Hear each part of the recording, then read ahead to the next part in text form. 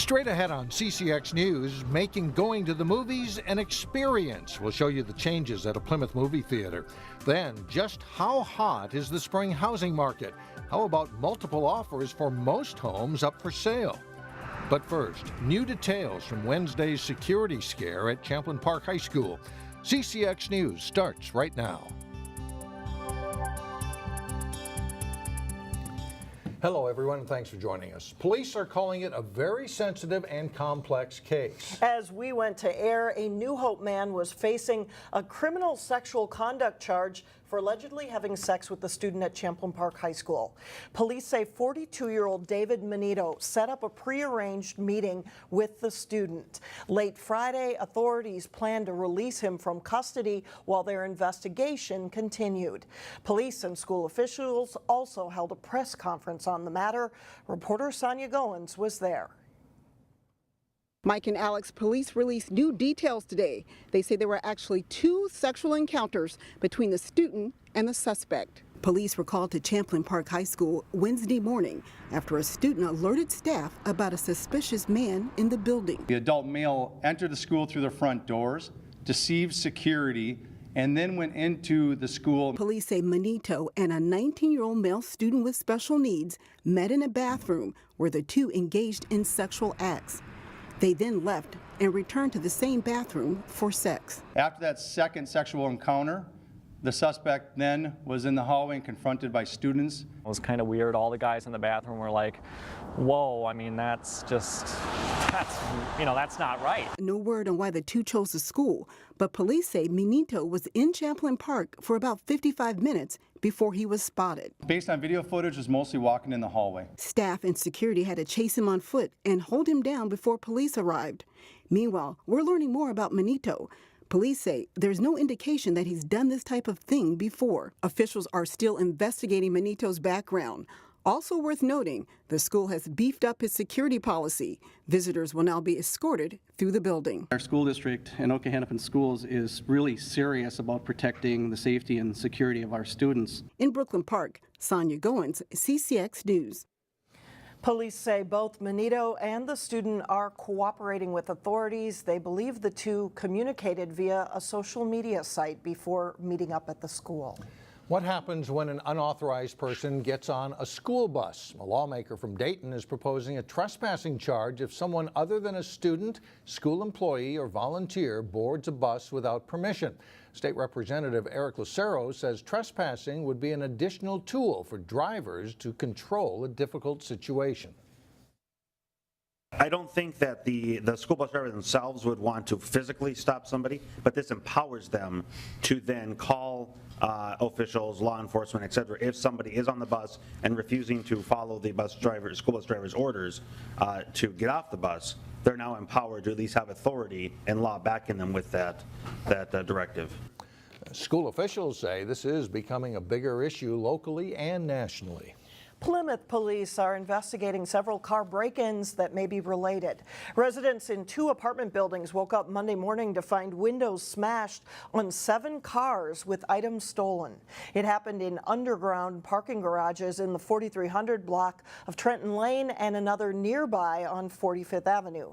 Police say it's likely that they are connected. No arrests have been made. The Plymouth Mosque is taking additional security precautions in light of several attacks at mosques in other parts of the country. Northwest Islamic Community Center has about 100 members. The congregation hasn't had any problems locally, but they're increasing security as a precaution. The mosque is open to everyone, but they're issuing security cards in order to gain access to the building outside of prayer times. We haven't had any incidents, but we want to make sure that we are taking precaution. Just like any other building, I go to work, I need an access card. Security cameras were recently installed as well, though that had been discussed since the center opened in 2011. Gander Mountain has announced it has filed for Chapter 11 bankruptcy and will close multiple stores, including the one in Rogers. The Minneapolis-St. Paul Business Journal reports that the St. Paul company will carry out the closures over the next several weeks. The company also plans to search for a buyer.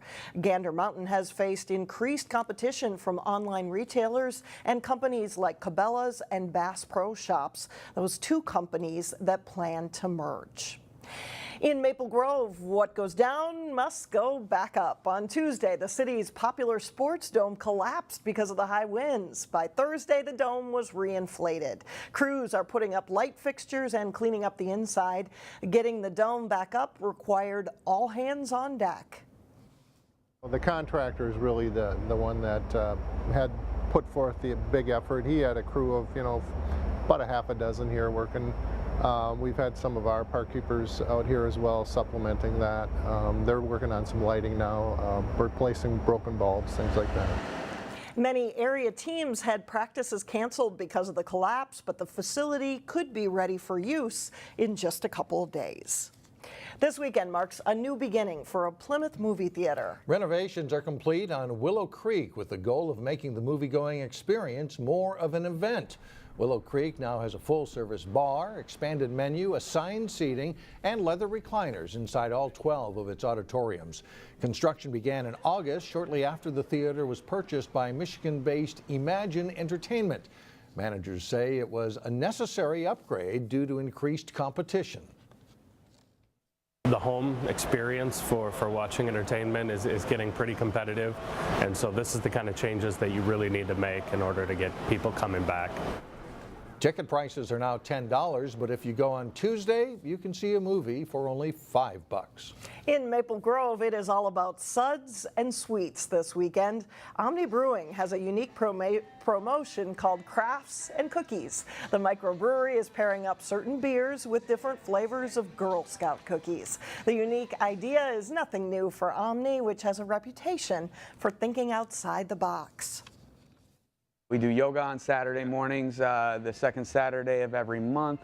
We try to bring in trivia. We actually have a very big cribbage league that plays here on Sunday nights, as well as some tournaments mixed in. Omni is also accepting donations from patrons this weekend. The money goes to Interfaith Outreach for its March Hunger Drive. Coming up, a buyer's perspective on the spring housing market. And then later in sports, highlights from two exciting section final games for local teams in girls basketball. But first, February comes to visit this weekend as temperatures stay below freezing. The Twin Cities real estate market is hot and getting hotter. There remains a low supply of homes for sale, and as Shannon Slatton reports, that means buyers and real estate agents have to move quickly. The temperatures might still be cold, but it's not slowing down a sizzling Twin Cities housing market.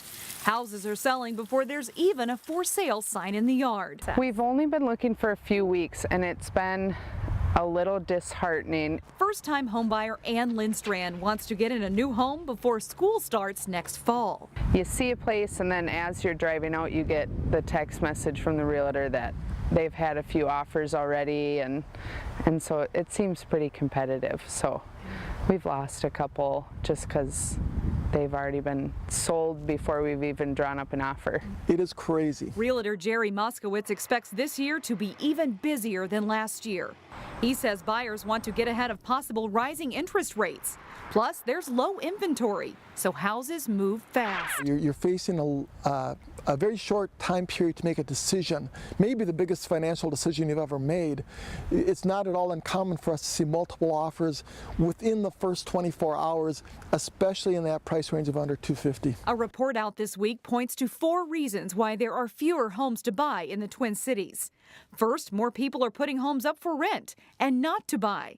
Potential buyers are still climbing out from under negative or low equity after the recession and still have financial concerns or job uncertainty. Then there's a growing trend of people staying in homes longer. There is such a low inventory, and one of the problems that we're running into is that sellers are nervous about putting their house on the market because they're afraid of they're not going to be able to find a house for themselves. And if you are looking to make a winning offer on a house, think about paying closing costs. Money matters. Time matters too. If the house is empty and you can move up the closing date or be flexible, it might be the most attractive offer for the seller. Mike and Alex. All right, good ideas. Yeah. Coming up, a well-known character and her famous umbrella back on stage. But first, highlights from the Maple Grove and Wayzata games in the state boys hockey tournament. Jason Melillo is in next.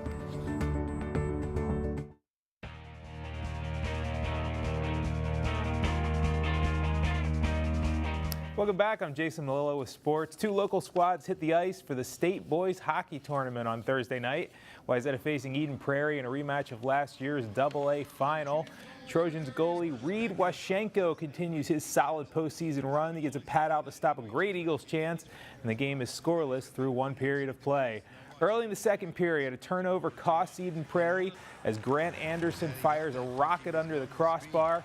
An upset-minded Wayzata leads top seed EP 1-0. That lead holds up for a long time, but with 6.5 minutes left, Noah Dearney's slap shot is off a Wayzata player and in. The Eagles, who did dominate much of the game, finally tie it up at 1-1.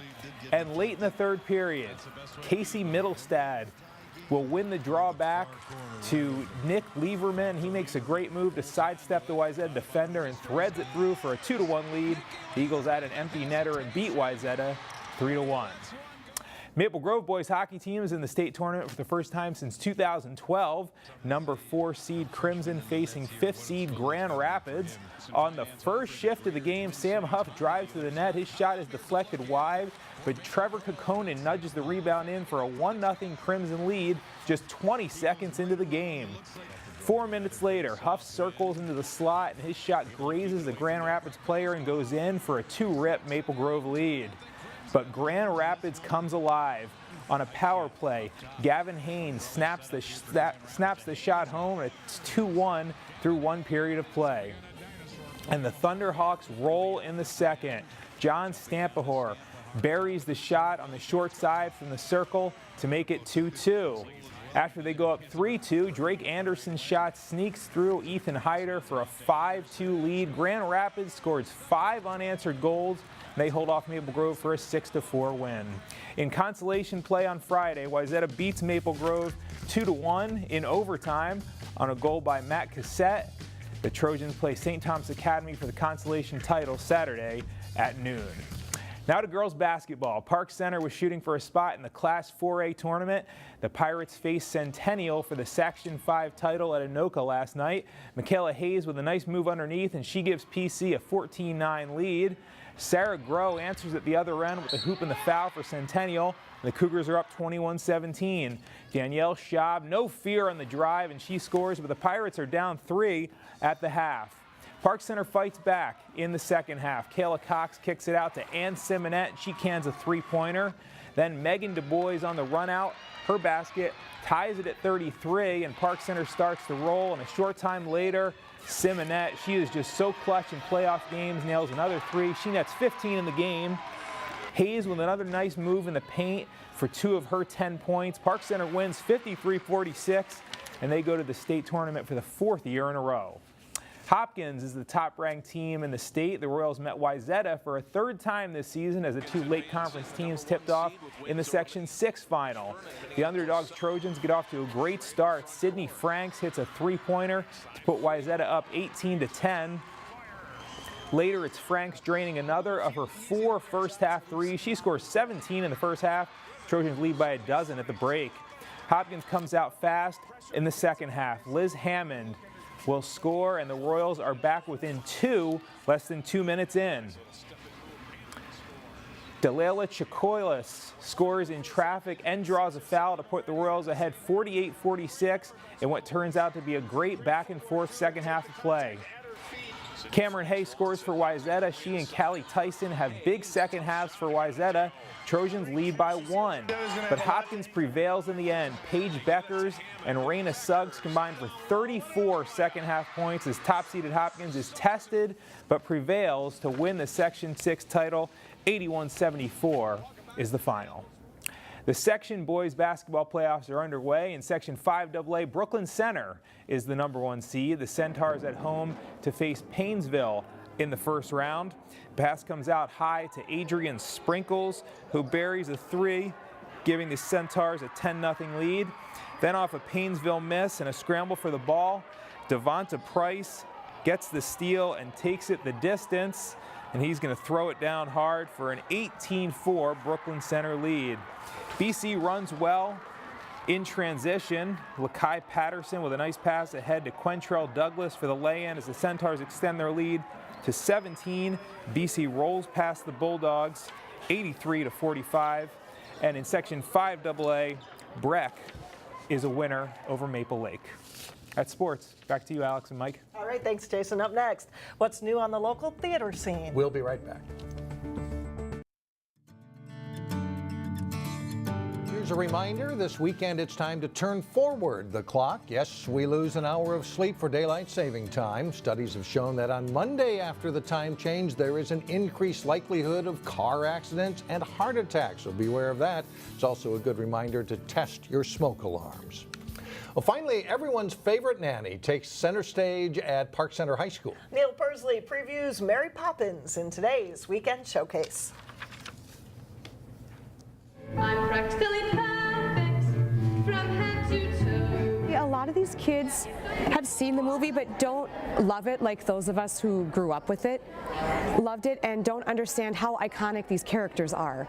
And so that was hard. It was a lot of teaching how to find their character. And the 52 students in the cast have done just that. What a sight. All in all, the production was a big undertaking, requiring a crew of 22 and another 20 in the orchestra. Besides playing an Englishman, Brandon Goodwin had to discover his inner optimist to carry off his role as Bert. Expressing myself in a happy way, seeing the better side of the things, being more optimistic instead of my real person who is a little bit more pessimistic. You need to find a way to say precisely what you mean. Mary Poppins is her own entity, and people are coming looking for a specific Mary Poppins, and if they don't see that on stage, then we haven't done our job. For Ashley Ellefson, it was all about the bond that happens among cast members. Meeting new friends and